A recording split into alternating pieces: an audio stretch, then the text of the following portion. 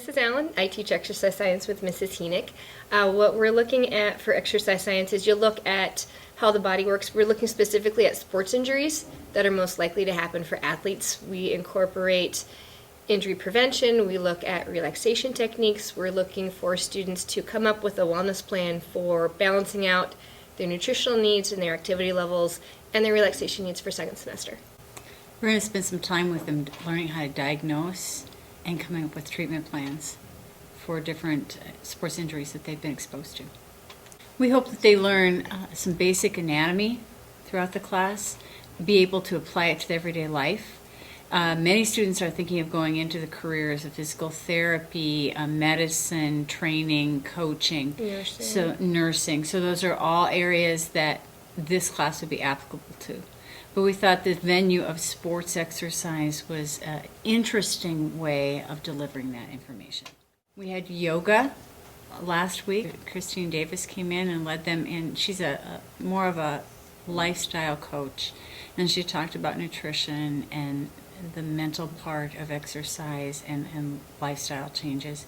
We also are planning on taking our kids on Wednesday to the cadaver lab and the sports medicine clinics at Kirkwood. They'll be learning about that program as well as going to the cadaver lab and being in the lab itself. We went to the cadaver lab at Kirkwood, and we also visited the exercise science lab, and that was really fun. We got to see a cadaver and learn about all the muscles and stuff like that. We got to do like fitness tests, use a bunch of different instruments used for like calibrating different things to do with your body, like body fat, body composition, and that was all really fun to learn about. We also will be having Katie Heron come in and talk about massage today. We're looking at lots of relaxation techniques for students. That's something that a lot of you don't get enough of, is finding ways to relax, whether short-term or long-term. We have a physical therapist coming in, and we have a chiropractor coming in before the end of the J term also, to give students the perspective of sports injuries from their perspective. I think a lot of the things that we're learning in the class can be transferred to what we normally do, because a lot of the people in there are athletes, and even if you're not an athlete, every single day we do a relaxation portion of the day, and we've done yoga, meditation, reflexology, massage. All of them are just really beneficial to your life. It just teaches you to let go a little bit every now and then.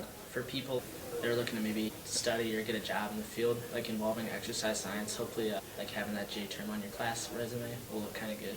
Hopefully that'll help you out. I would absolutely recommend J-Term. It gives us an opportunity to teach something for a short period of time that we would be interested in. And I think it really gives kids a break from that day-to-day grind that you guys have.